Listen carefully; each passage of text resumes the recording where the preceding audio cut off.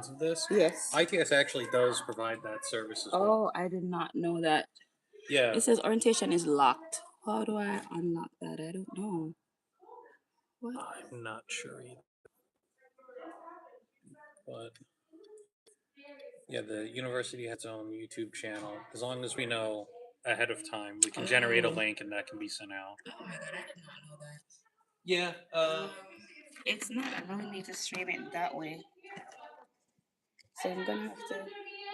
Hi.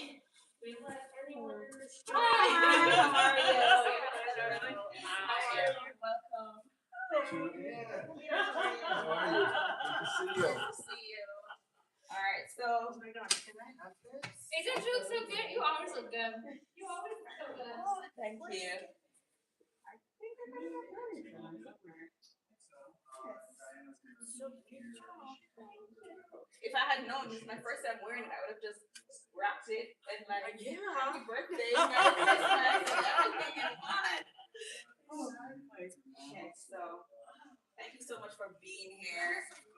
Absolutely. So where do you I absolutely did not forget to put in the sounds, but I absolutely have to use I need something like raisin. I know. Yeah.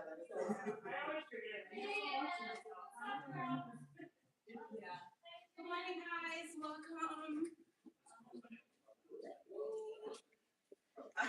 So make sure this is up and running. I think it is running. Guys, I'm so sorry if it's not working properly, but enjoy. If you're seeing it, let me know. Thank you, cousin. Alright, so I do have okay.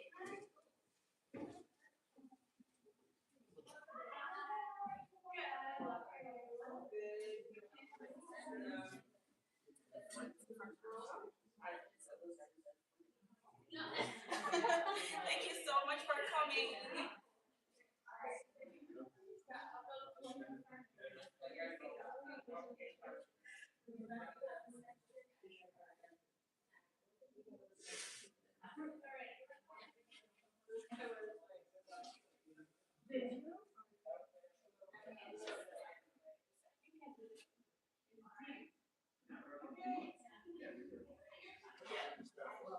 Nerves, which is unlike me.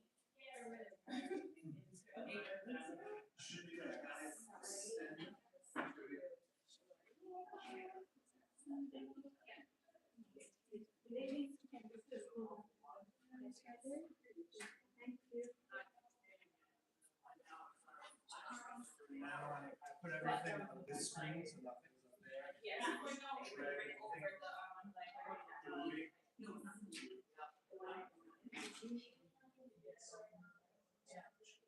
bring over the You see that?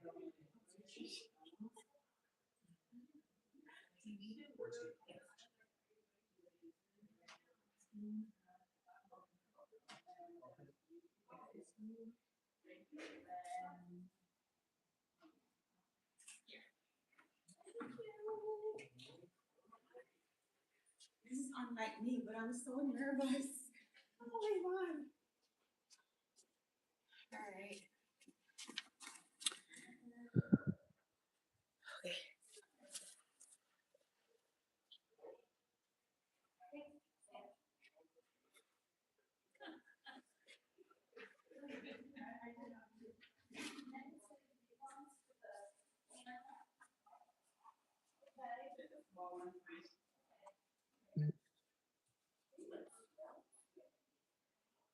It's probably so nice.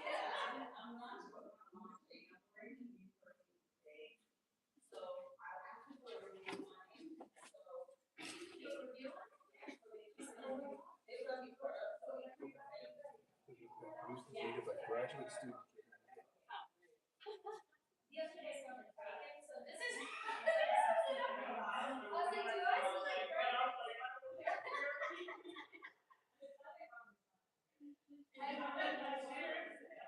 I know, I made babies on the weekend. I'm not gonna say it's if you want to, absolutely.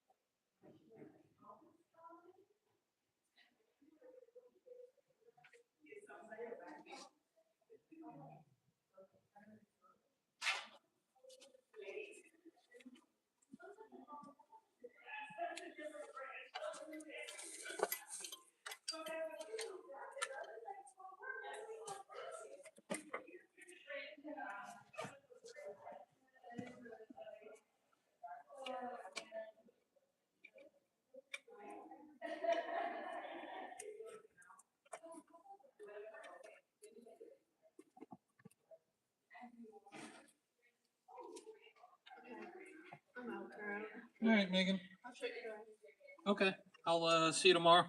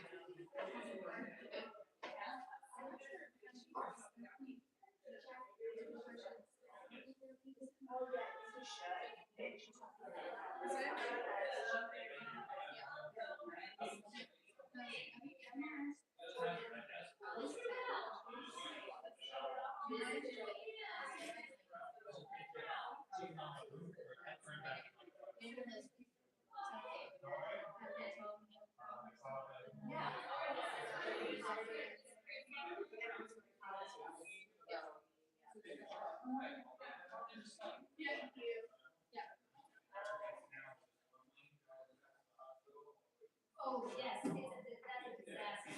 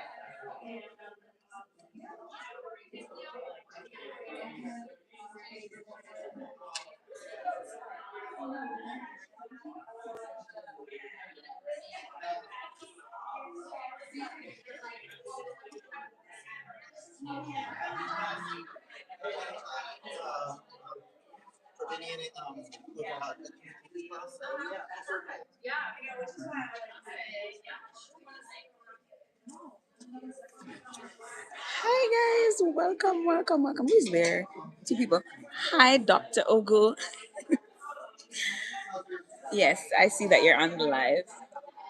Thank you. I'm gonna go in front of the camera so you can see me.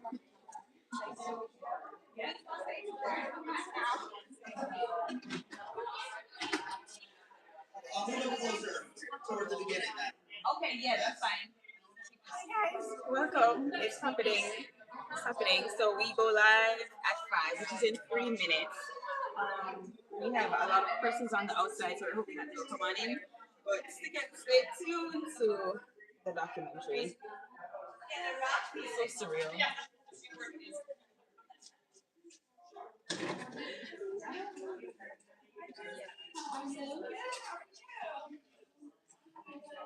Surviving. Not even that.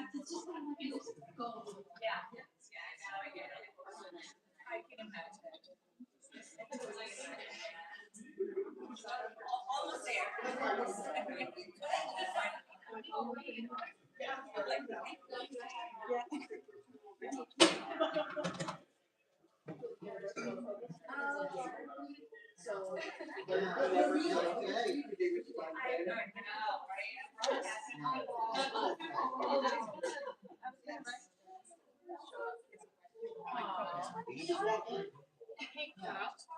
Yeah. When the screen is done, would you help us move the chairs in front of the stage? Because they're on the side so that we can see, but we're gonna slide them over. Sure. Thank you. I'll go pour waters there.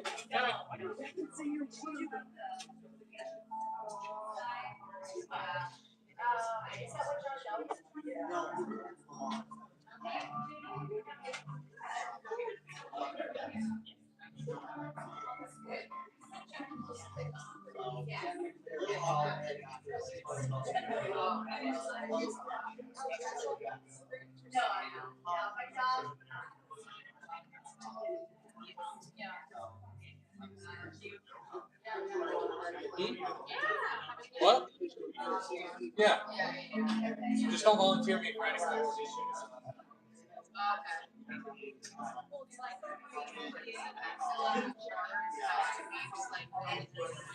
Like, are you volunteering me for more work? Is that? Are you volunteering me for more work? I said, are you volunteering me for more work? Oh, potentially, but hopefully. Oh, okay. I see how it is. I think everything is all good. I'll remember that, Mike. Sounds great. See ya. See ya.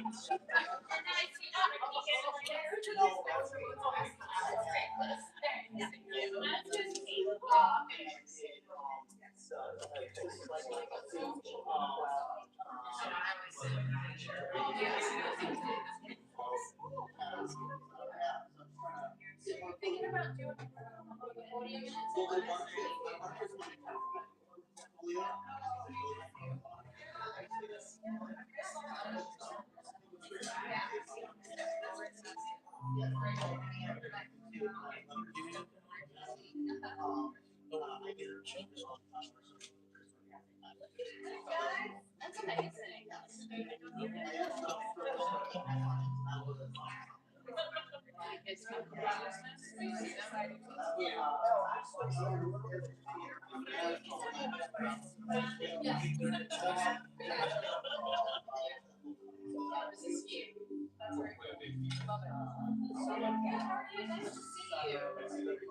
Yeah, right? Can you tell? It's my daughter Alice.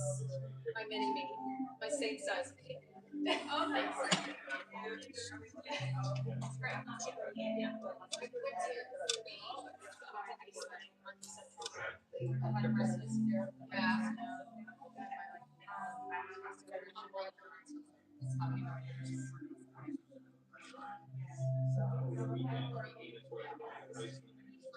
Thank you again for all the help in the TV studio. This is probably my last time in this building. With the interviews of political folks. I have no clue. The SDN interviews. Oh, that. Yes. Yeah, no worries. That's what I'm here for. Yep. Evan emailed me. Wasn't there supposed to be one yesterday? And it's being moved to Thursday? I have no idea about the because I only do the political stuff. I don't do some of the other Gotcha. Okay. It's probably something different. Yeah. Might be a Harvard Buzz show. I don't know. Oh, Yeah. But I'm out of here, so I'm graduating semester early. congrats, you're free. Yes, I am free. So I'm gonna have to get the scary JOB word. Yeah, well, but I'll figure it out. yeah, well, once you if you come back for graduation, you might see me lurking around the last one on graduation at the Excel. Oh, nice. Yeah, I'll be walking in May with everyone else. So. Well, I'll probably be around, so. All right, I'll keep an eye out for you. Thank you. Yeah, no problem.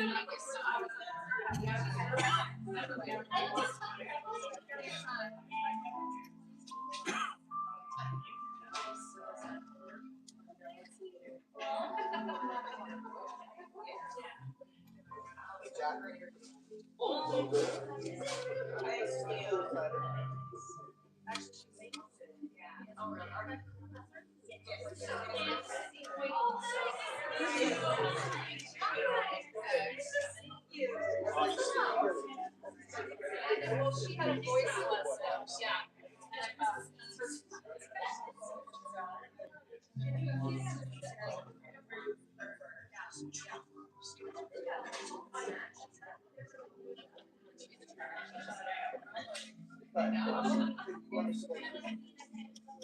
You're almost done.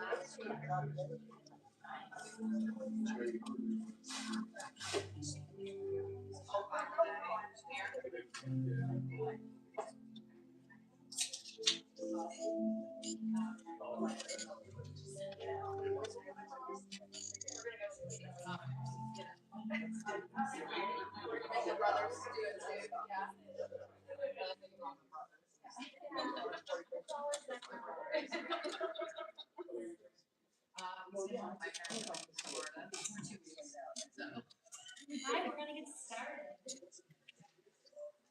We'd like to welcome you to Jody and Gail's final graduate capstone presentation. I want to just tell you a little teeny bit about Jody Ann and then we'll get started. She's originally from Jamaica. Her experience spans from higher ed to state government, to product management, to broadcast journalism. She is a woman of many talents. She brings a diverse background in communication and leadership. She's directed campaigns for major nonprofits and civic organizations, crafted public communications for the Office of the Connecticut Secretary of the State, Stephanie Thomas. She's managed nationally recognized brands like Johnson & Johnson and Clorox. As a reporter and producer, she's produced broadcast coverage of major sporting events, and besides that, she is an all-around curious, intelligent, and thoughtful human who's brought energy and insight to all of our students here at UHeart as both a student and teaching assistant. We are thrilled she's presenting her capstone project, but are extremely sad that her journey has come to an end with us. I would like to introduce you to Jody and Gail.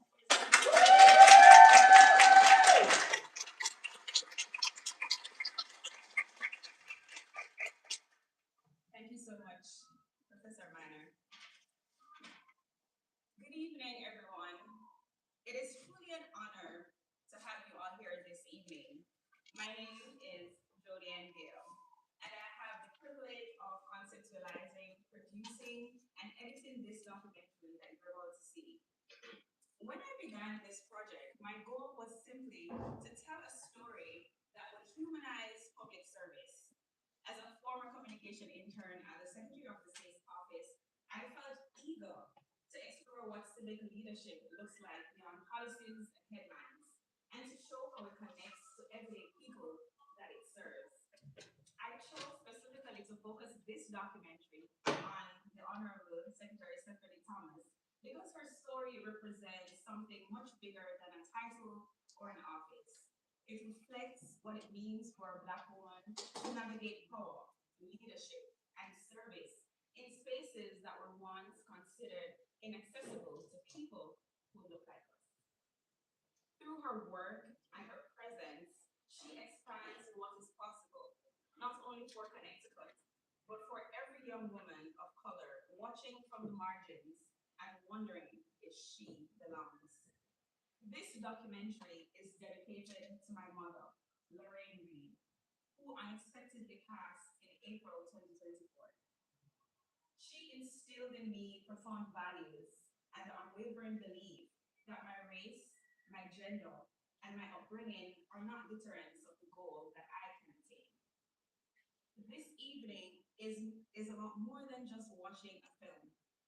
I seek to highlight the broader truth that representation matters, that public service can be a place of purpose, and that women of color continue to shape history even when the world is not always ready to recognize us.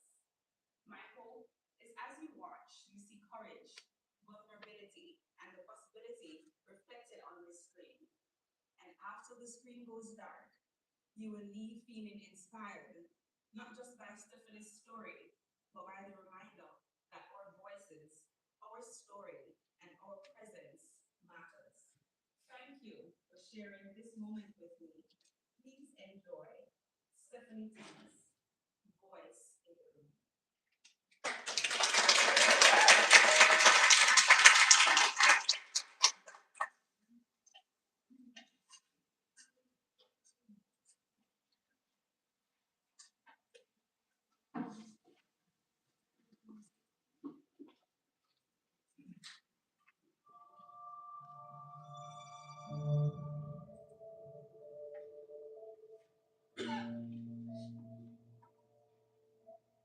In every generation, there are voices that rise, not because they are the loudest, but because they carry truth, courage, and purpose. Voices that echo through boardrooms, classrooms, communities, and the halls of power, reminding us that democracy is a shared responsibility. This is the story of one such voice, Connecticut's Secretary of the State, Stephanie Thomas. A Black woman whose journey from small town beginnings to public office reflects not only her own determination, but the collective power of representation, resilience, and civic leadership.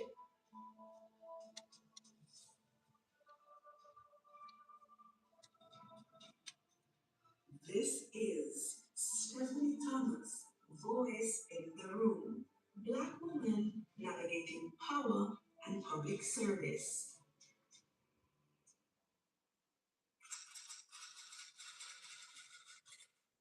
Oh my gosh. I am Stephanie Thomas, Connecticut's 75th Secretary of the State. I happen to be the first Black person ever elected to this role.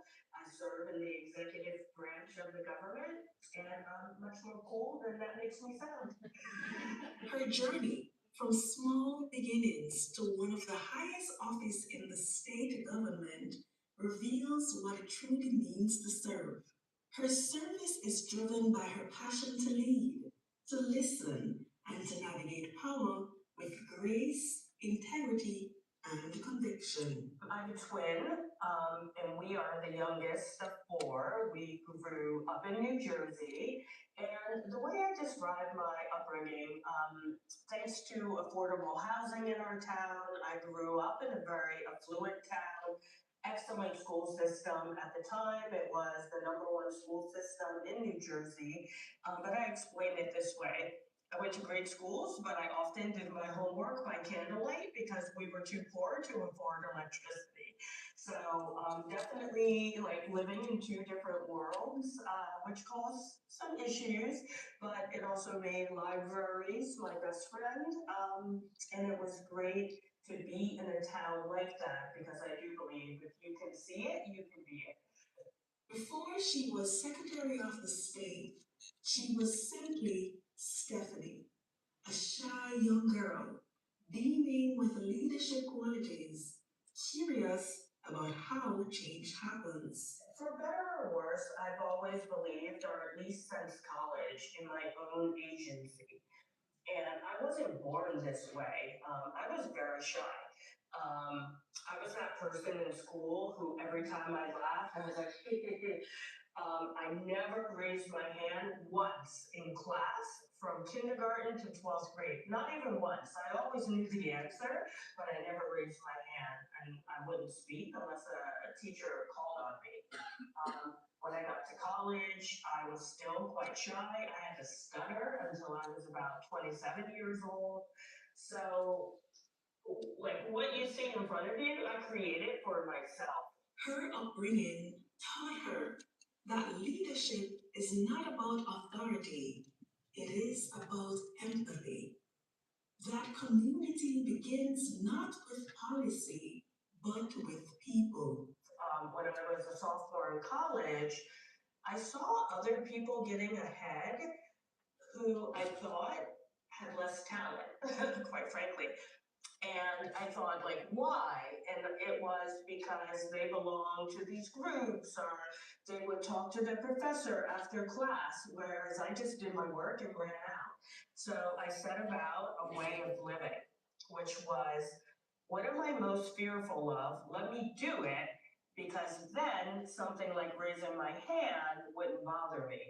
So when I was a sophomore in college, I participated in a fashion show because I thought, if I could walk in front of all these people wearing a strapless dress, well, I can certainly raise my hand in class. I went skydiving because I was afraid of heights. I'm like, if I could jump out of a plane, I can speak in front of a group of people. So I've done that throughout my life, and it's really stood me in good stead. As she reminisces her formative years, Stephanie recalls how her childhood taught her the value of service and the quiet strength found in listening before leading. And you know, it's funny, my brother says, oh my gosh, you've always been this way. And I didn't realize it, but the earliest memory that comes to mind is, I don't know, I was in middle school and kids were playing, do you know this game, Monkey in the Middle, where two people like take someone's backpack and they throw it over their head, and the poor kid in the middle is always jumping up trying to get it, but they keep it from them. And I remember there were some kids playing that, and at that time I had a lot of friends, so I went over, I was like, throw it to me, throw it to me. And they threw it to me, and I gave it to the kid in the middle. I feel like I've always believed in putting your money where your mouth is, standing up for justice, and when I got older, I found out that meant public service. For Stephanie, the path to public service wasn't a straight line. It was shaped by the lessons of family, the mentorship of teachers, and the belief that civic engagement is not reserved for the few. It is built by the many. Family has a lot of control over who we become, right? But we also have autonomy. I was fortunate that, given our level of poverty, my father was illiterate, he couldn't read. And when you couple some of these things with poverty, we lived in this town, which was great, but if my mother hadn't known the importance of that and hadn't imbued me with this feeling that I could do anything I wanted to do, I don't know where I'd be. I don't know where she got that, but from an early age, she's like, you're going to college, all of us. You're going to college, you can do anything you want to do, be anything you want to be. I didn't realize until I was much older how I had taken that in without even noticing it.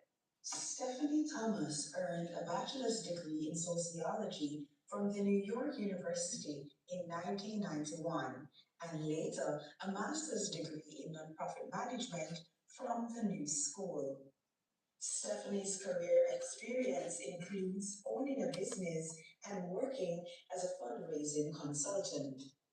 I feel like my values were shaped by my family, my teachers, maybe the workplace, but when I was in high school, I became, there was a small business, an ice cream shop in my town. independently owned, and he hired me, and after about a month, he asked me to be the assistant manager. So, trusting me with like closing the receipts, making payment deposits, doing the scheduling, like having to work with like 25 high schoolers when I was in high school, trying to schedule shifts in the ice cream place in the summer. It was difficult. So I learned to pick up lessons along the way in the workplace. In a lot of the places where I worked, I learned what not to do.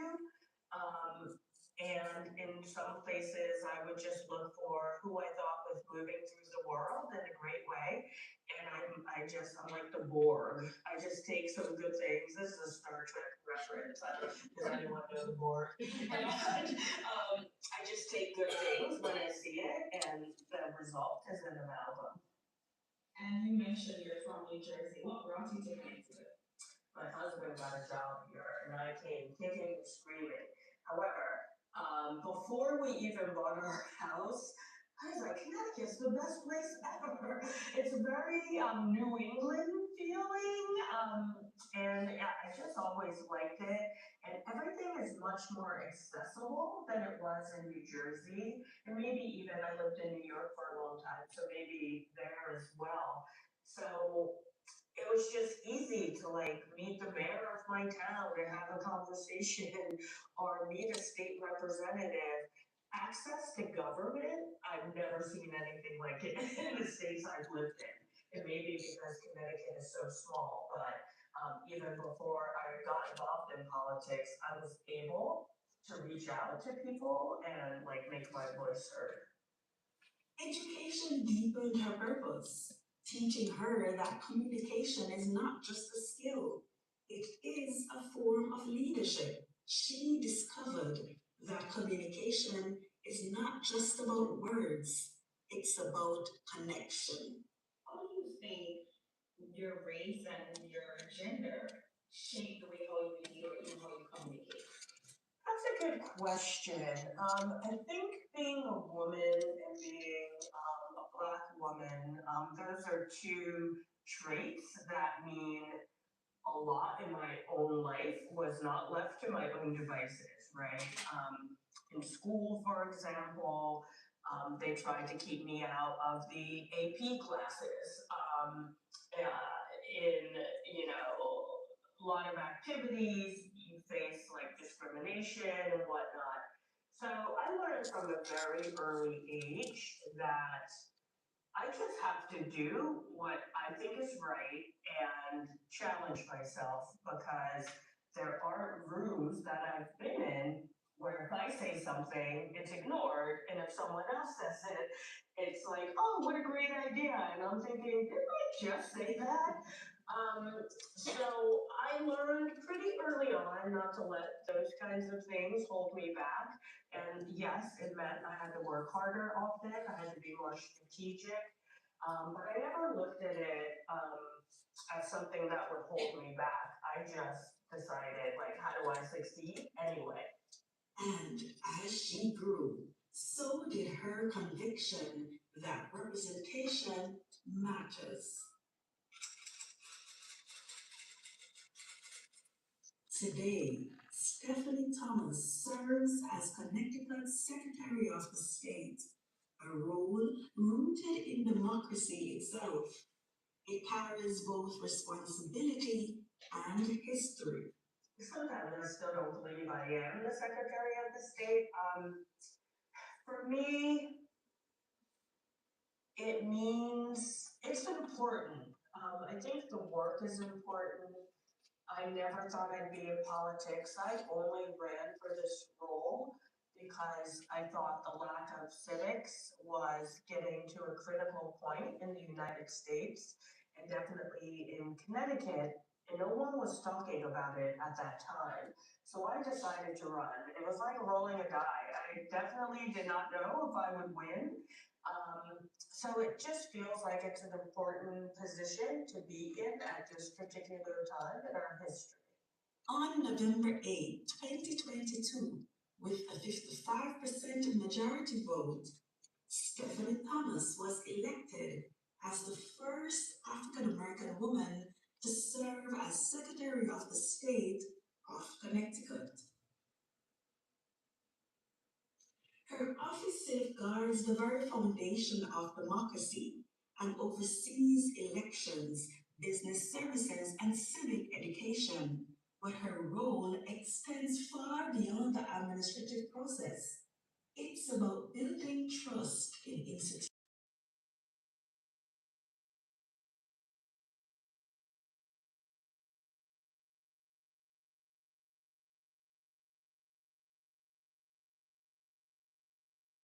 About politics. I literally was Googling, didn't like what I saw, and said, how do I get on the ballot? After like a few weeks of saying, how come they haven't like solved this problem? And then I'm like, hey, maybe I could be the they. And I hate being a hypocrite. So I found out what it would take to get on the ballot. I did it. I had no clue. I literally was Googling how to run a campaign. I had no campaign manager. A couple of friends in Brooklyn, New York, and Pennsylvania were helping me out.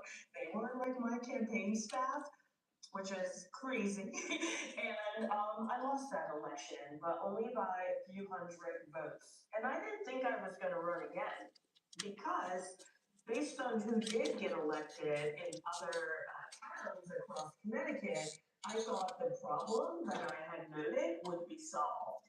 It's only when it wasn't that I decided to run again, so I could like get to Hartford and see what's going on. And since then, what would you note as some of your accomplishments or initiatives that you're most proud of since you've been elected and serving? Sounds like egocentric, but I have too many. Like we literally have done so much in the last 2.5 years. On the voting access side of the column, obviously we implemented early voting. We are in the process of figuring out no excuse absentee voting. We were able to secure a historic investment to get new voting tabulators. We, in the business services division, we have put a lot of anti-fraud measures in place. And we have rolled out an entire suite of civic programs, not just for kids, but for adults as well. And many of these programs are first of their kind in the country, so we are hoping that they'll be replicated in other jurisdictions. In her story, we see the intersections of race, gender, and leadership, and how navigating those spaces require both confidence and conviction. And we like to talk about the accomplishments, but what would you say are some of your challenges, your biggest challenges that you've had so far since taking office? I think honestly, every day is a challenge. Anyone who has led an organization knows you come in expecting to do one thing, and then you find out there's an emergency. It could be anything from an energy outage to an HR problem to a new law gets passed. My biggest challenge personally is trying to figure out how to navigate government. I have not been in government very long, so it has its own rules. I've been in nonprofit, I've been a business owner, so government is now like I'm a triple threat now. Like government is harder to navigate because it's so bureaucratic. So that's been a challenge, but so far so good. Would you say in the early moments of this role, was there any time where you felt like you didn't belong, or you were made to feel that way, whether because you're a woman or a person of color? I don't think odds were stacked against me once I got here, but no one thought I would win this election for sure. When I got into the race, there were 8 other candidates running of my party and about 3 or 4 candidates running in the other party. And no one had heard of me, quite frankly, so no one thought I could do it. So I definitely had my work cut out for me, and here I am. Since I've gotten here, I think based on a lot of the relationships I made when I was in the legislature, they have stood me in good stead. The best compliment I ever received while I was campaigning was from someone who said, I asked around about you, And everyone says you're consistent. I am always the same person. I could be talking to a CEO or a janitor. I could be talking about voting rights or my favorite television show. Like, I'm literally always the same. I'm always transparent. I admit if I don't know something, and I'm a truth teller. So having that kind of value system has made everything, it is what it is. Like, it's hard or it's easy, I just do it. How would you say you handle the pressure to represent not just yourself, but also to speak on behalf of communities and underserved communities by extension? It's tough. I mean, it's stressful, right? I'm never off. I went to a baseball game in New York City a few weeks ago, and I was like, yeah, relax, maybe I'll have a drink or something. Like, and then just 2 days ago, I ran into someone at the Capitol, and he said, hey, I saw you at that baseball game a few weeks ago. And I'm like, really? So it can be difficult to always be on, but less difficult because of what I just said. I'm myself first and foremost, so I don't act differently when I'm on compared to when I'm off. So I just dress better when I'm on. So so far so good. For Stephanie Thomas, democracy isn't only a system, it's a relationship. And relationships thrive on communication, accountability, and transparency. Her leadership is collaborative, transparent, and deeply human. In this office, there's some aspect of ownership and responsibility, but there's also that human side that is necessary for civic engagement.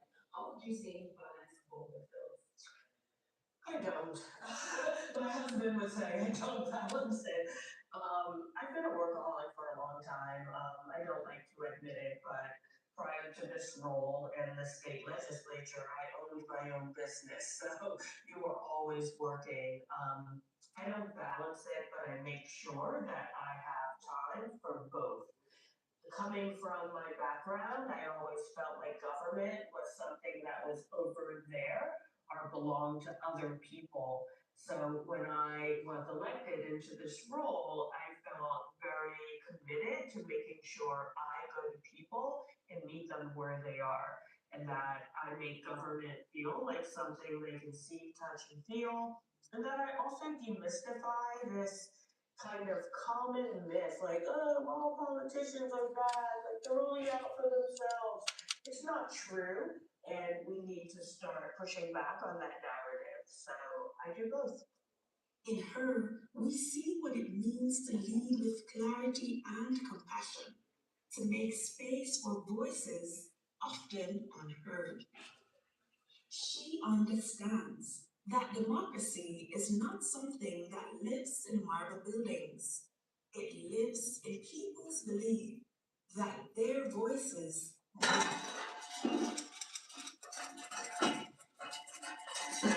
When Stephanie Thomas became the only woman of color serving as Eastern Region Vice President of the National Association of Secretaries of the State, NAS, she did not just make history, she carried more than a title.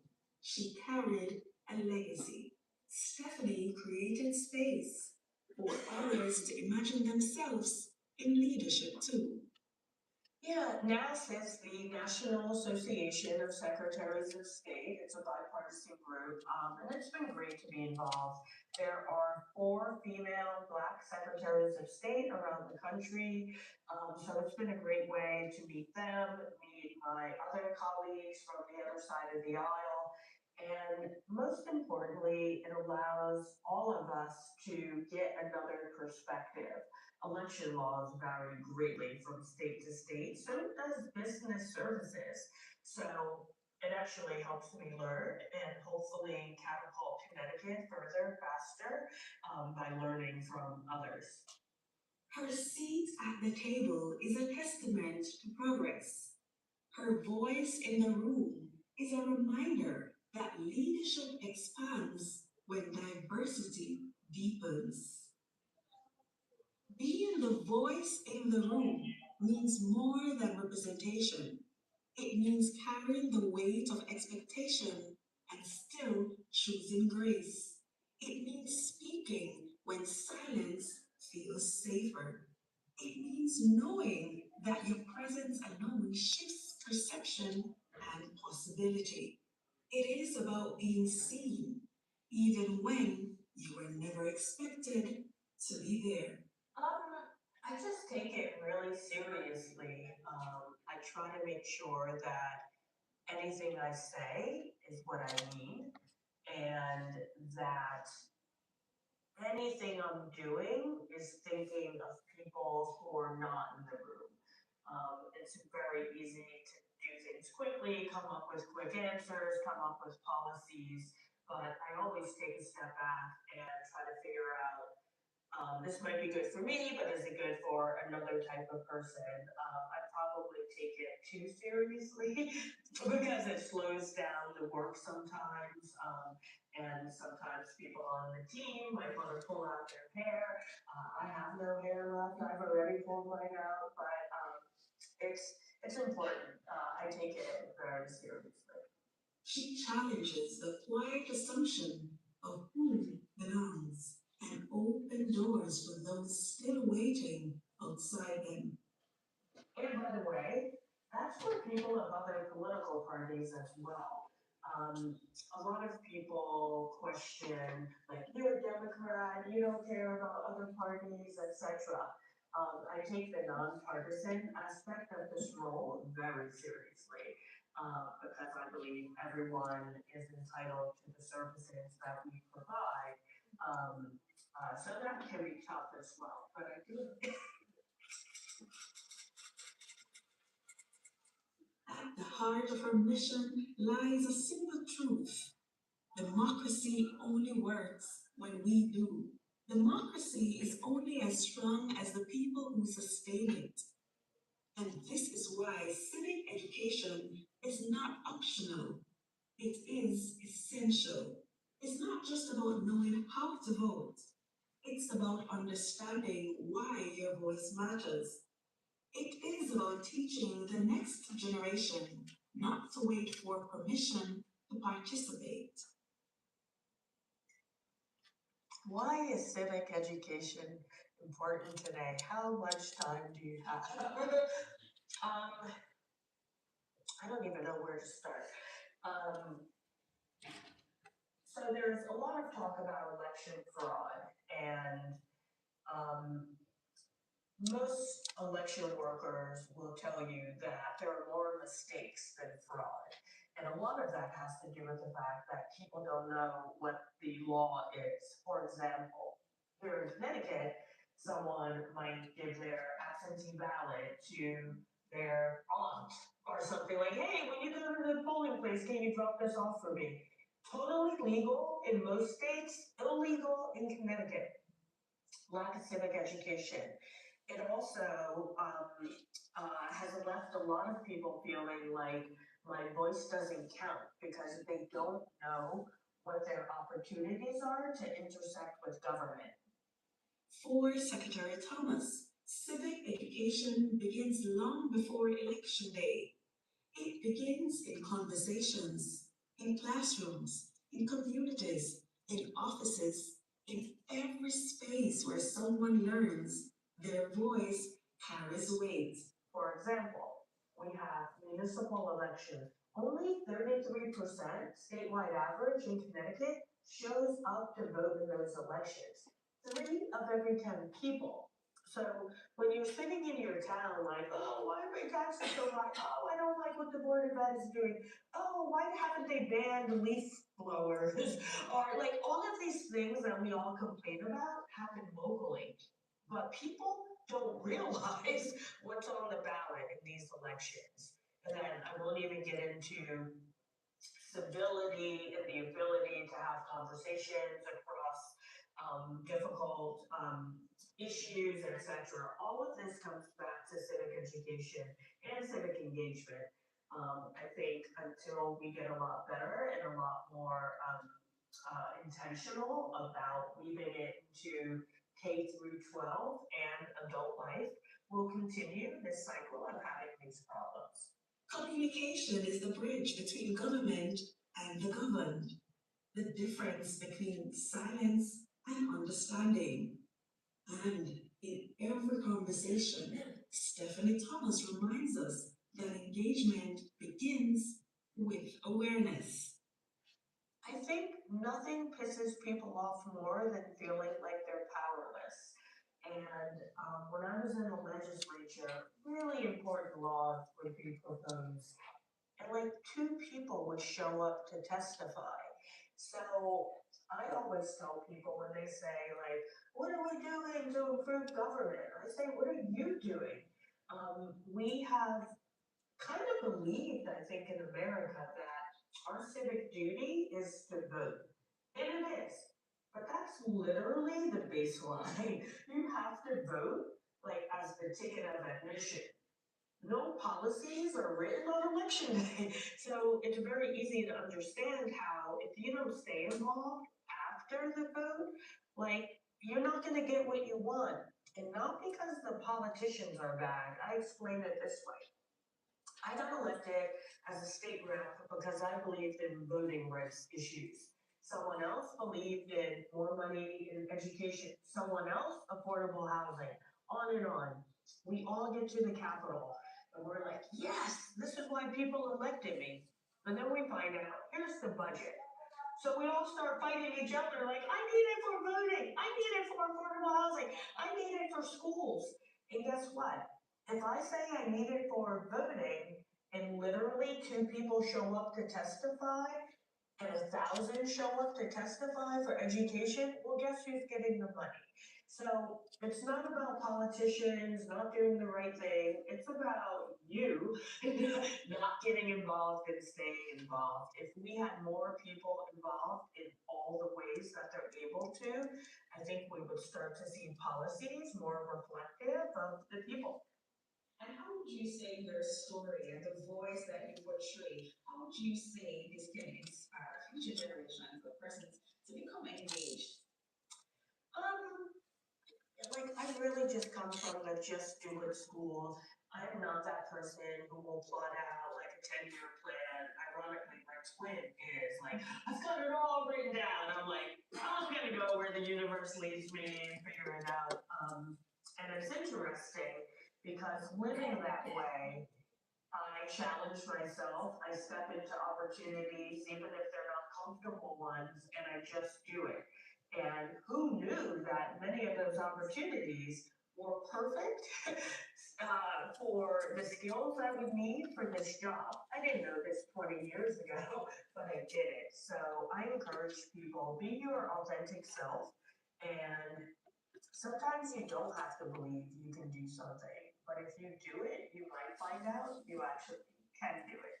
Because when citizens are informed, they are not just participants, they are partners in democracy.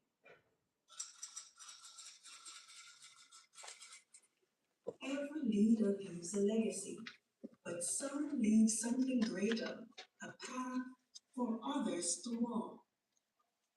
Let's look at your personal reflection, the legacy that you want to leave behind. What advice would you give to your younger self, that shy girl who needs to smile over her ball? What advice would you give her? Honestly, I would say keep being your authentic self, even if it's not great. Like my young life was not great. Like I didn't do things, I have regrets about things I didn't do, etc. But I would tell her that you don't know where you're going, so don't let that day define your future. If you had told me when I was 16, 26, 36, 46, that I would be a secretary of the state and doing this interview with a wonderful former intern from my office, I would have said, no way. Just because you can't see where it's all going doesn't mean you won't get there. What does legacy look like? For some, it's written in titles. For others, it's written in the lives they touch. How do you define success for yourself beyond titles and positions? this is the bad part about me. I believe I'm never successful because I believe in a continuous improvement. So even if I'm successful, like right now on something today, I'm already thinking, how could I have done it better? And how could I do it better in the future? I don't advocate that as a way to live, but yeah, like I've been successful, but I never let that stop me from thinking of how I could improve on something.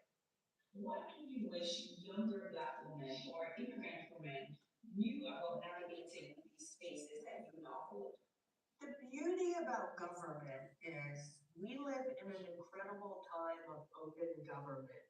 So you can actually learn everything. When I was running for the House, I started watching hearings on CTN because we have a television channel that records all the hearings, just so I could see how people conducted themselves, what they were saying, what language they used. So I would tell people, like, don't take the lack of access as a barrier. I didn't know anything about any of this when I first got started, like literally nothing. But in 2025 and beyond, there are a ton of tools out there where you can learn and get more comfortable in these spaces. Her mission is simple: empower participation, nurture understanding, make government accessible. One voter, one student, one story at a time. And when you're ready to close this chapter, what do you hope people remember about your journey and your service? Like I was the best Secretary of the State ever. No, I hope they feel like I redefined the role to make it as accessible to as many people as possible.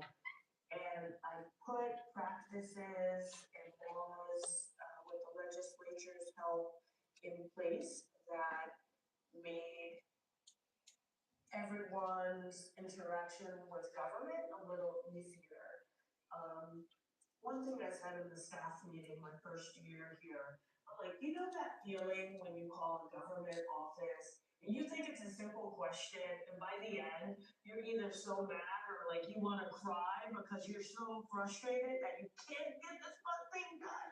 I was like, that's the feeling I want no one ever to have dealing with our office. So if I can make government something that people feel is there for them instead of against them, then my work here is done. Stephanie's journey reminds us that democracy is not self-sustaining. It's carried by people who care enough to protect it. Her story is a reminder that democracy's greatest strength lies not in its systems, but in its people. And if you had 30 seconds to speak to the residents of Connecticut and by extension, Americans, what would you say to them? Not as the Secretary Office is, but as Stephanie Thompson. Honestly, as both, I would say, get your act together. Like literally, we have to do better at the polls. We have to query our candidates.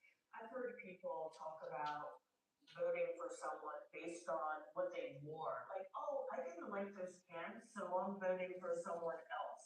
Like, these are not the ways to decide how to run our country.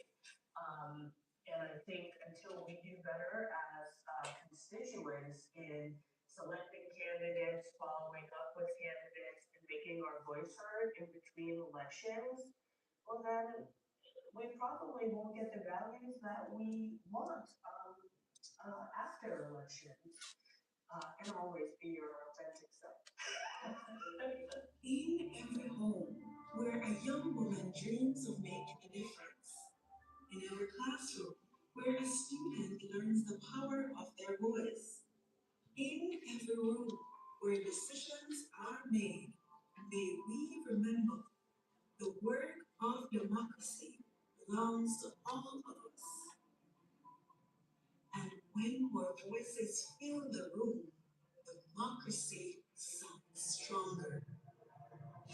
This is Voice in the room, the story of leadership, legacy, and the enduring power of public service.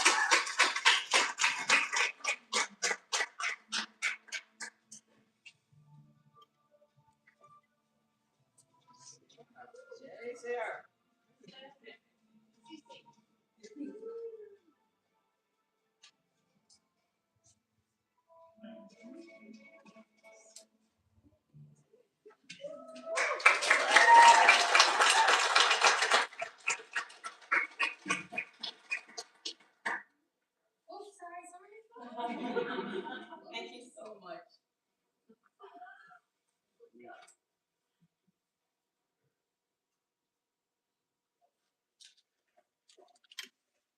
Okay, at this time, I'm going to invite the Honorable Stephanie Thomas to give her remarks. Welcome.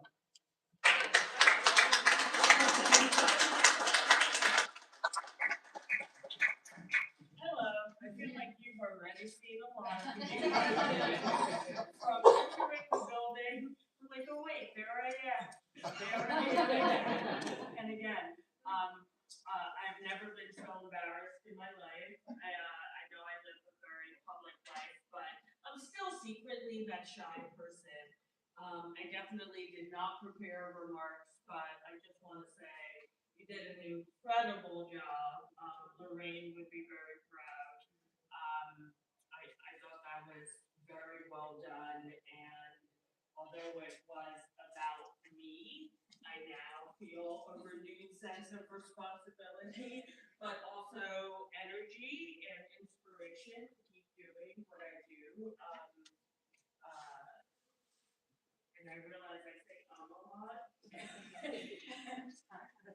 That's something I can do better. But yeah, I think we're gonna have a conversation and Q&A, but thank you all for coming. Thank you for supporting Judy-Ann. Thank you for voting. If you're not voting, hopefully you start voting. Thank you.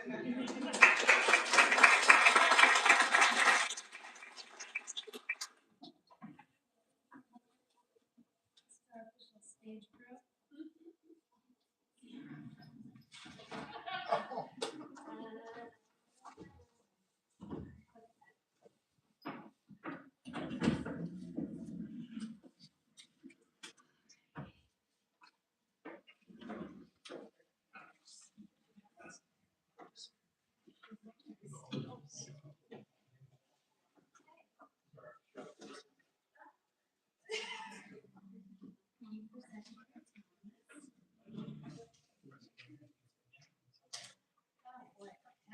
All right.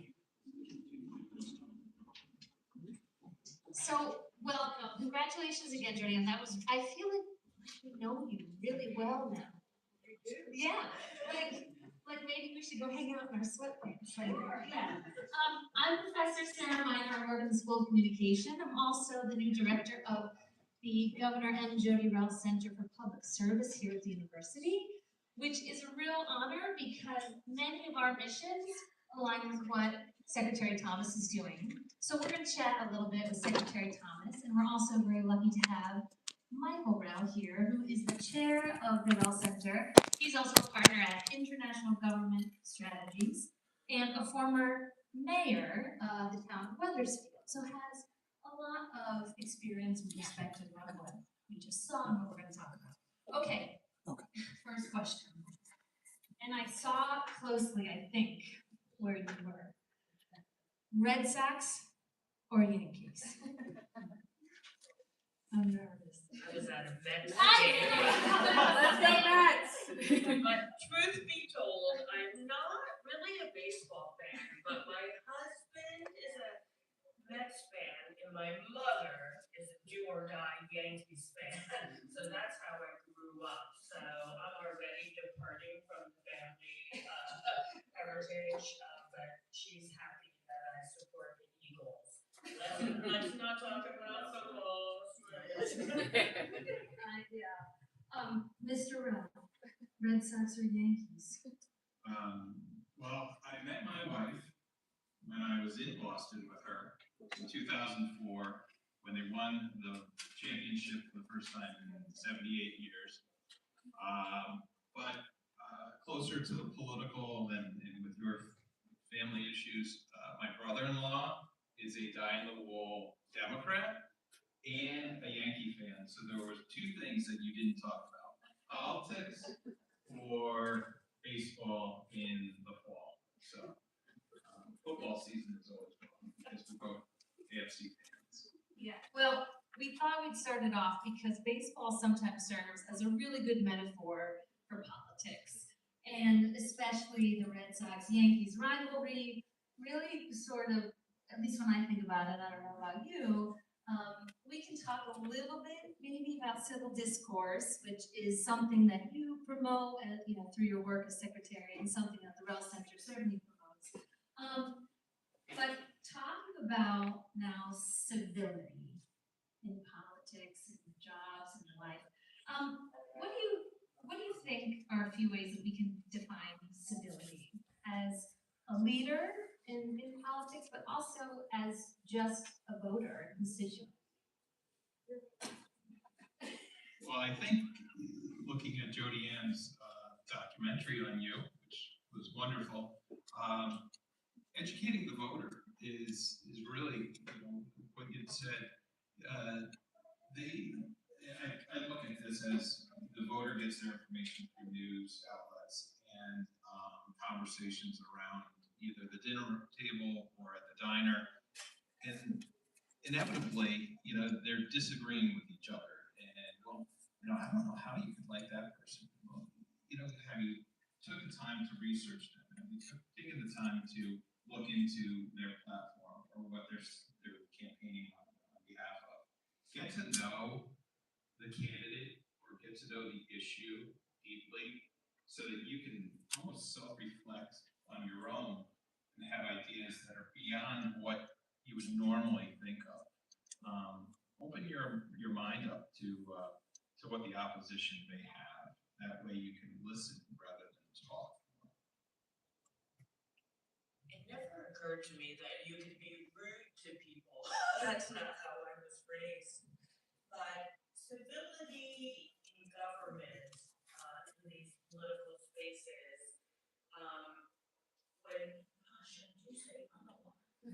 when we are going about our work in the office, it's about transparency, making sure people understand why we've made a certain decision, how we've made that decision, providing data behind the decision.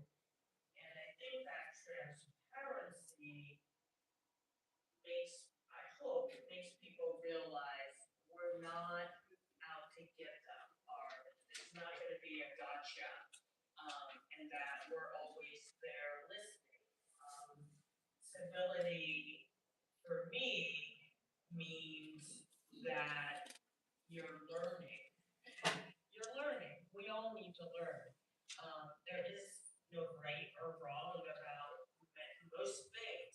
There's just opinions, experiences that we need to share with one another to get to a solution. So I think we are all better served with a little civility because we just might learn something that's helpful to us in ways that we can't predict. So speaking of transparency, I think also knowledge, right? Empowering people with information. We talked a lot about that, and you talked a lot about that. What are some ways, and I was looking at your website, you are busy. There's a couple of ways that you're empowering with information information that I think as a byproduct allows people to move forward with civility, specifically as it relates to politics. Can you just share a couple of those things that you're doing? Sure, and if I forget anything, tell me what Yeah. you were looking at, but one of the things I say a lot is that I won't tell you how to think, but I will tell you what to think. So we try to provide as much information as possible for people to draw their own conclusions. On the civic side, one of the things we're proud about most recently, we just launched an online learning tool called the Power of Civics. It used to be a PDF, but now we made it into an online platform with a lot of Connecticut regular everyday people who serve as our actors and registrars and town clerks and students and interns.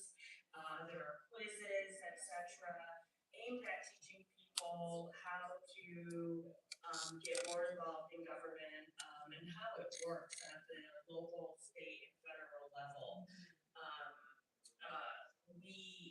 I can't even think of all the programs. We've got a lot of programs. Tell me Yeah, which ones you were looking at. I was really excited about civic trivia. Oh my goodness, that was one of the first things we did.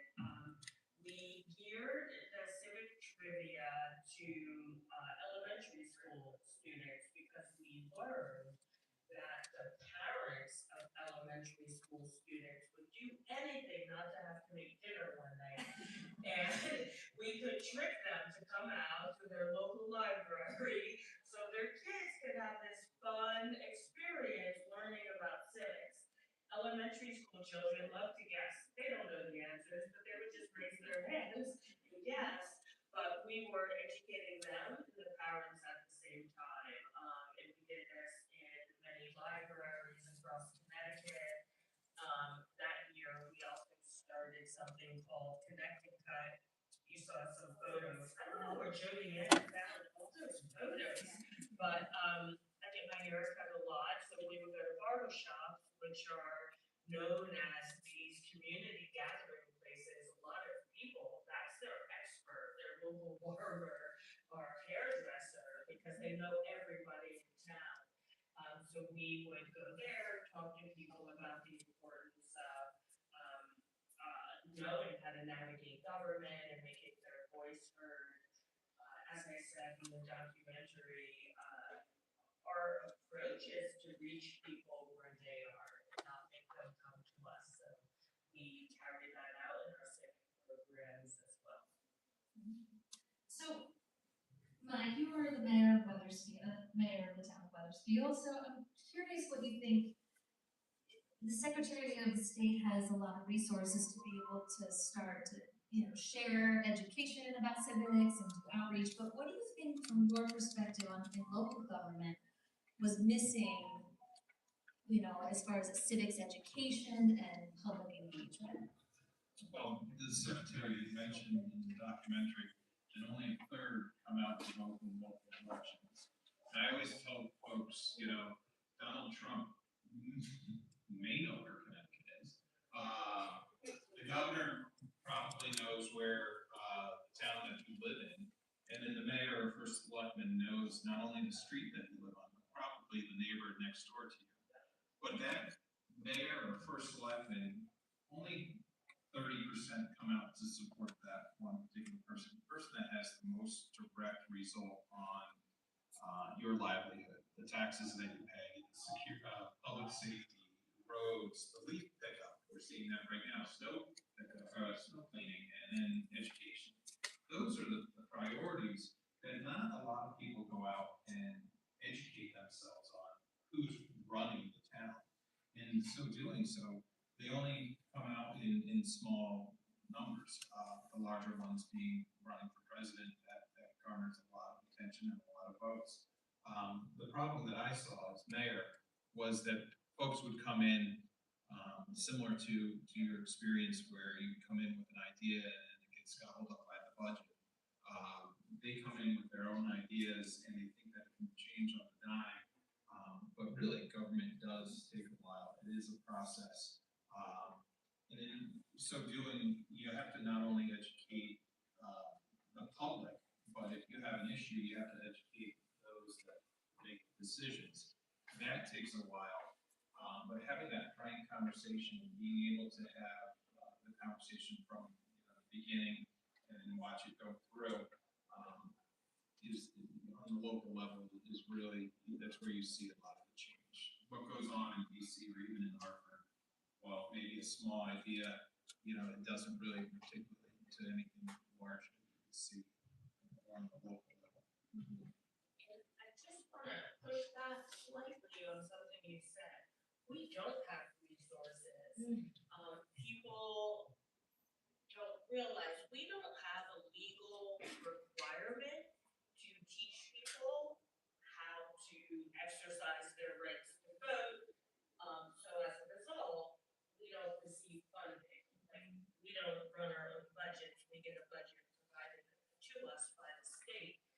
So since I took office, I have repeatedly asked for resources for voter education, etc. I see Representative Sanchez here. And the legislature in this last session did grant us a lot of that funding, not specifically for voter education, but for some staff positions and some other things. And that is what allows us to do this work, to get this word out to people about how they can have agency in their own lives. My director of outreach and engagement, Ariana Roscoe, is here, and she will tell you from the earliest days, there were the two of us and a lot of interns. Most of our city projects have been entirely people by interns and volunteers. It's no way to run a democracy, but it works. Yeah, so this might be a loaded question, but what can we do specifically like an institution like ours? Where do you think we can start to try to motivate? This is probably $1 million question for you, I think, but motivate students and, our community, and specifically here, maybe at the university or even in Hartford. How do we motivate them to be more engaged, specifically in their government? If I knew, I'd be doing it. Seriously though, I talk to a lot of young people. I talk to a lot of people of all ages. And one thing I try to impress upon people, our form of government is not going to be the easy thing in our lives. I'm sorry. I say it this way. I'll ask this group, how many of you play a sport or have played a sport or an instrument or have a hobby? So think about if you did that thing one day a year or one day every 4 years. Would you be any good at it? No. But that's what most of us do with the running of our country, our state, our town. We think by voting one day, it will change anything. It will never get good if that is the approach we are using. So I try to remind people, we devote time and resources, whether it's binging our favorite Netflix show, going to the gym, devoting ourselves to our studies, learning a hobby. We devote time. But how much time do we devote to our civic lives? And until we're much more intentional about that, I just think we'll reap more of what we've seen. So I just try to be a truth teller and tell people it's not going to be easy. Do you think it's easy to navigate government? No. But guess what? It's also not rocket science. And we can all figure it out. So I don't know if that's inspiring, but we have to do it. Well, I think today, more than ever, people are really engaged in what is going on around them. I mean, we've got from Twitter to Instagram, Snapchat, 24-hour news cycle is 22 seconds. It refreshes on your iPhone. people are engaged, they know what's going on. But how do you transcend them from that of just absorbing the knowledge to wanting to do something with it? That was the biggest thing, and we had talked about it prior to the election at the Bell Center. We're looking at candidates. It was difficult to find candidates to want to run for municipal office, even with everything that's going on in the world right now. How would you not want to be a voice of change or be out there and promote something that you yourself are working on? And I don't know if it's folks are looking at it and saying, I just don't want to get involved in that mudslinging or the name calling or anything like that. Also, folks don't have the time anymore. It's a full-time job running either, the state through the Secretary of State position or a mayor position. I think things have to change, but it comes down on a more palatable level where people can devote enough attention to what they personally need to take care of and also take care of their role in elected office. Because a lot of times, and I can speak on behalf of myself and my mother, they think that they can change the weather being a governor or being a mayor. You really can't, but they think that they can do God's work when in reality it's a collective, not only from others in government, but from the public as well. What would you say a healthy, civically engaged, like what's the dream view for Connecticut? What would you, if you were going to bed one night and you were saying, gosh, this is great, this is what I wanted for Connecticut, what would that look like? Do you go to bed? I do, just not when the Eagles are losing in overtime. Definitely much better voter turnout. 100% would be fantastic, but I would settle for 90% in all elections. So greater voter turnout, greater participation in all of the ways that members of the public are able to interact with government. I believe we live in a wonderful time of open government, which was not always the case. I said it in the documentary.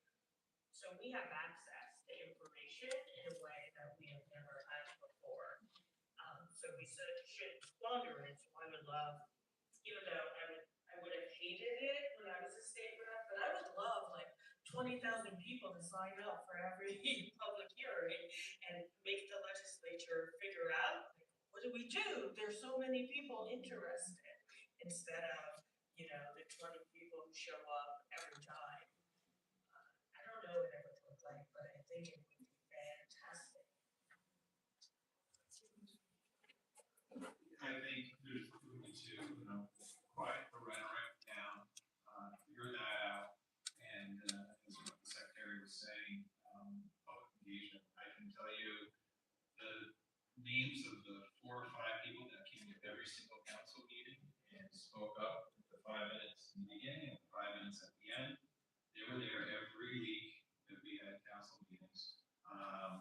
But when it came time for the budget to come up, the room would be filled, and I felt like saying, where were you guys last week, and where will you be next week? Why aren't you guys more engaged? Why aren't you filling the room every council meeting?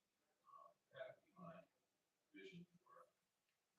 And I think you're right that we have very full schedules, right? All of us, so time is actually a huge problem, but now with social media, the very easy access, free access to information sharing, we can maybe work in different ways to get people more civically engaged.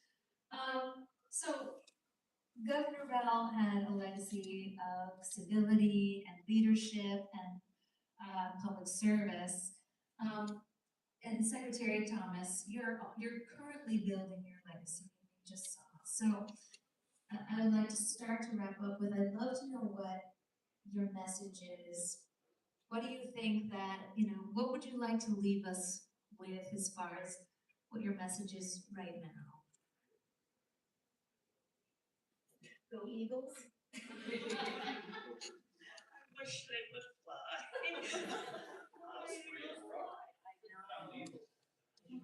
Are you? Flyers. It's a hard time, but last year was great. Flyers or Jeff Devils? Neither. Rangers.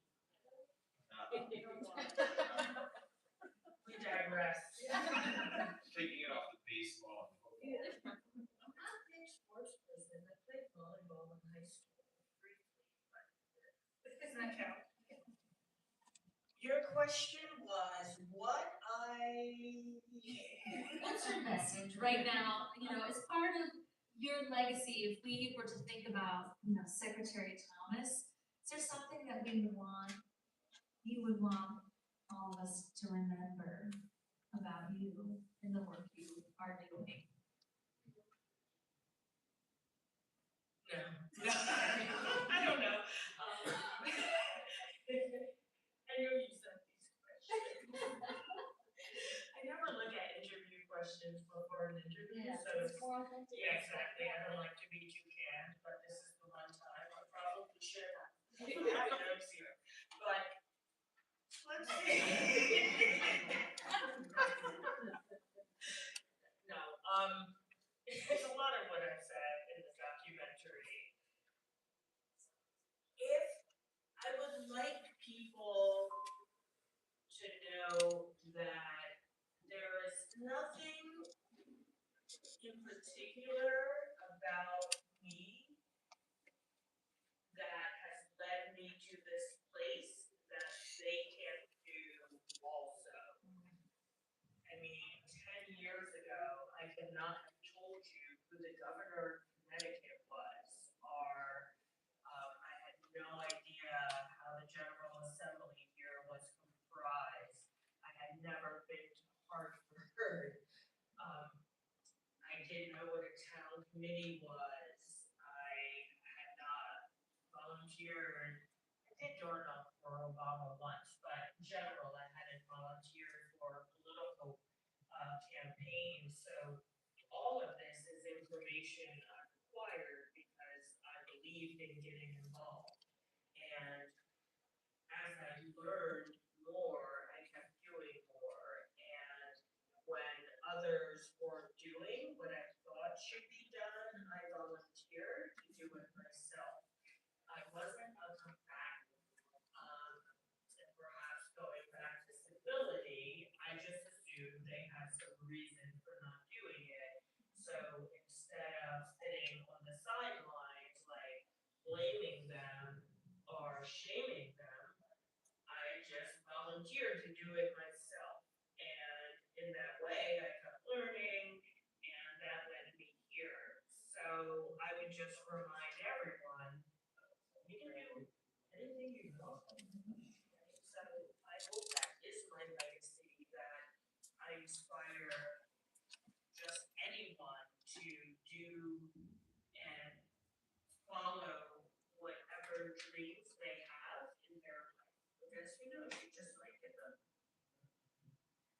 Mr. Round, what do you think that, I'm curious what you think maybe your mother, Governor Rowe, would say. I think, just having this forum, showing a beautiful documentary on a very important person who's very similar to where my mom grew up.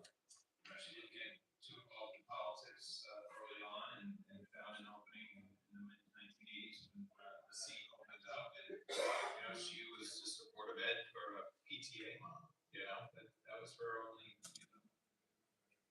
foray into being out in public prior to running for election. And then she gradually went up and was able to hear from the public throughout her 25 years of service. And as she listened to them, she gained knowledge of what they wanted and what the state wanted at the time. And she took that on to bring in the center where we can have these dialogues and these conversations. So she would be very very proud of what's going on, not only tonight, but with what the center is doing and what the Secretary of State's doing on a statewide level. Last question. What gives you hope for the future? The Eagles win. What gives me hope is that programs like this go on throughout the state, various different settings, be it town halls, high schools, or colleges and universities, where we can have a collective voice to be able to flesh things out and share ideas, so that when you leave with a different perspective than what you came with. What gives me hope are we the people. This nation was founded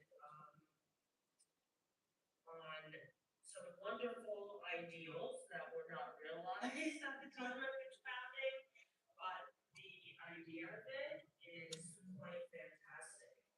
That we get to live in this representative democracy, and it is our voices, our wishes that shape the reality that we're in. So what gives me hope is that we all get to make that choice every single day. Are we on the sidelines or are we in it? And I live in perpetual hope that more people will decide day after day to be in it. We'll see.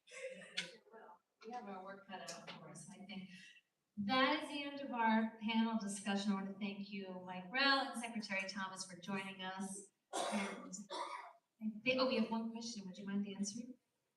Can you speak to the experience of experiential learning, like field trips, especially in our high schools and whatnot too? I know we're still has some great history. Wait, slow down. Okay, sorry. I know some people want to get out of here too. But can you speak to experiential learning, like field trips, especially from K through 12, even to some higher education, and components of that, just getting involved with education. And I'm also interested to hear about Weathersfield, the oldest town in Connecticut, and some of the history and how we can get a little bit more engaged that way too. Experiential learning is great.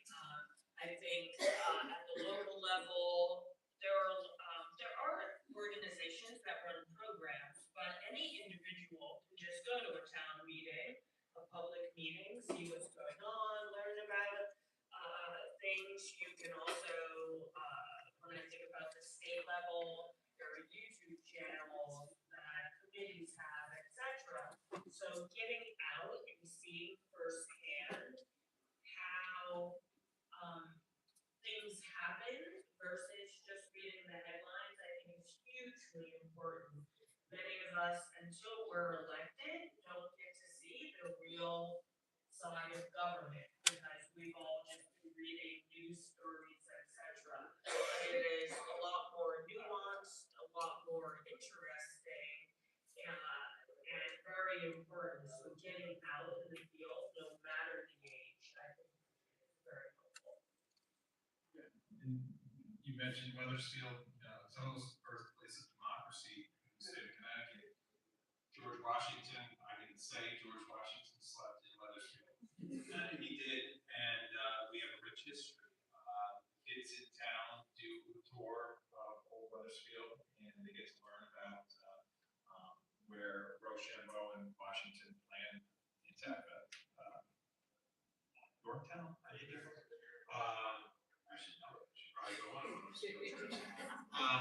But on a state level, and I think the Secretary would agree that there are plenty of opportunities to come up to the Capitol. It starts, I think, in fourth grade. The kids come up for field trips, and they get to go during session. They have to sneak into a committee room and listen to a public hearing, watch a meeting before voting. But more importantly, it's being your own field trip, taking yourself up to Harvard during the legislative session and signing up to testify on something. Educate yourself on the issues that are out there.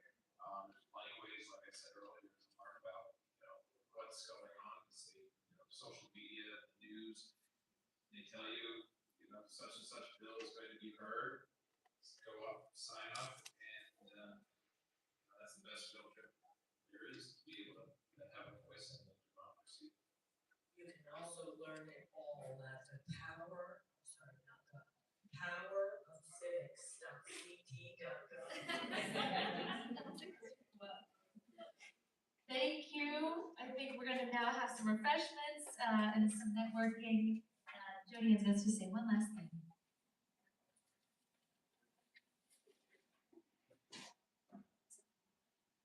Okay, this is now my formal closing remarks. So I hope tonight reminded us that storytelling and civic engagement share the same goal: to connect people and to inspire action. Thank you, Secretary Thomas, former Mayor Michael Rell, Professor Minor, for such a thoughtful and inspiring discussion. And thank you to everyone for engaging with this evening as well. When I set out to create this documentary, I hoped it would have do more than just inform, it would create connections, and I think it has. This evening's conversation reminded us that civic engagement isn't abstract. It's in the choices we make, and the voices we raise, and the stories that we share. Secretary Thomas' work showed us that leadership isn't about just holding power, but also opening doors for others. And in that very way, each and every one of us here this evening is capable of being a civic leader, whether through voting, volunteering, or simply just staying informed and involved.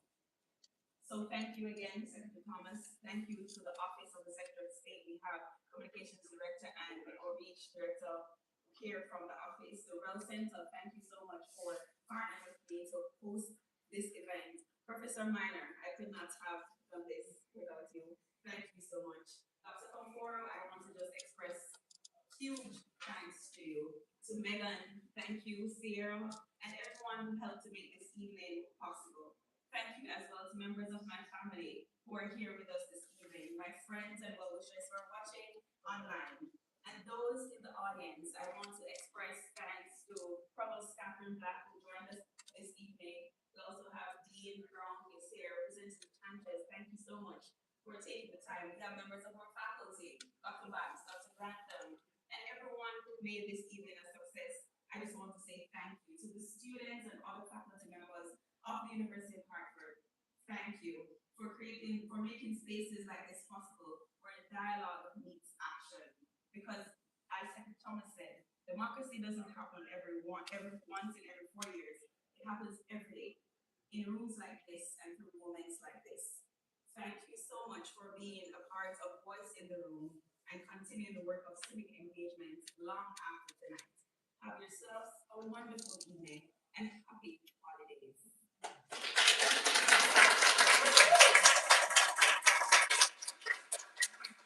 Have refreshments on the outside, so feel free to have yourself. So, thank you. Oh, just one more thing before we go at the presentation.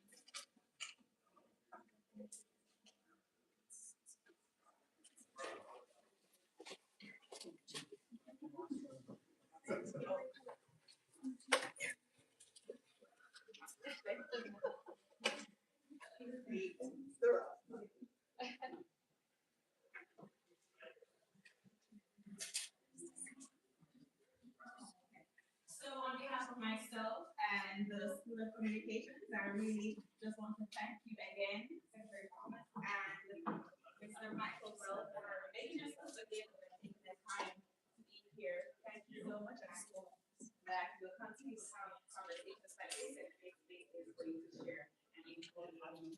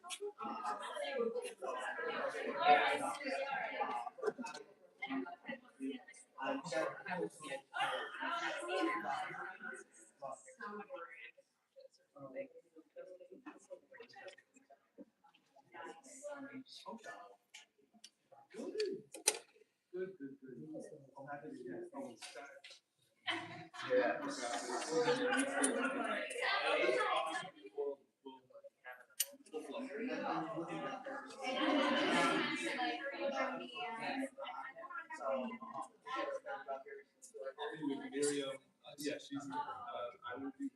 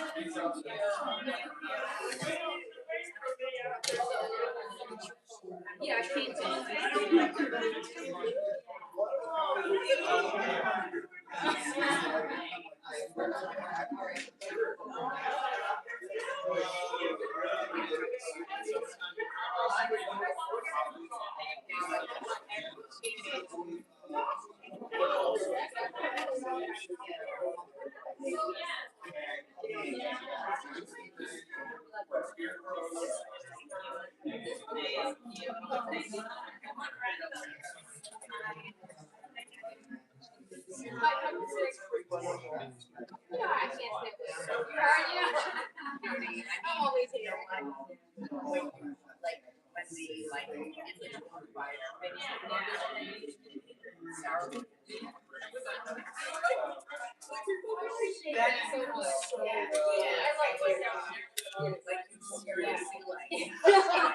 Yes, thank you so much.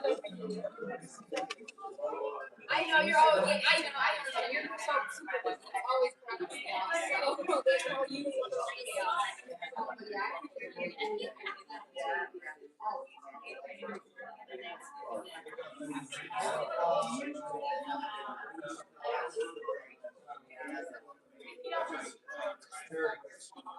Well, thank you. Yeah, my finishing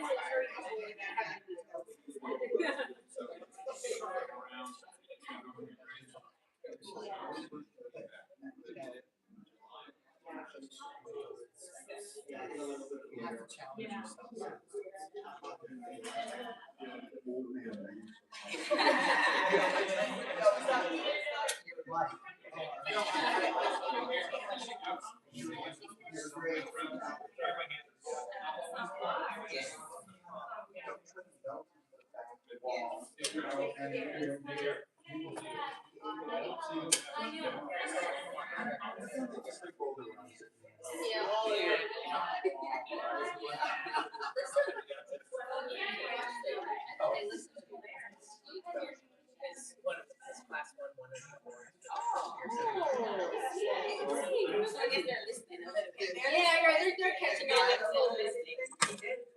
Oh my God.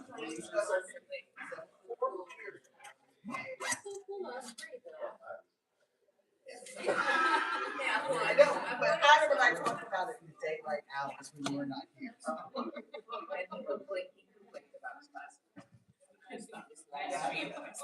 I'm still streaming, right? I think so. Yeah. Oh, thank you guys so much for watching. I'm going to end the live stream now. Thank you. How do I end this? Carl. Mm-hmm. Thank you. How do I end it? I just press the X up here, right? I think so. And does it save? Oh. I don't know.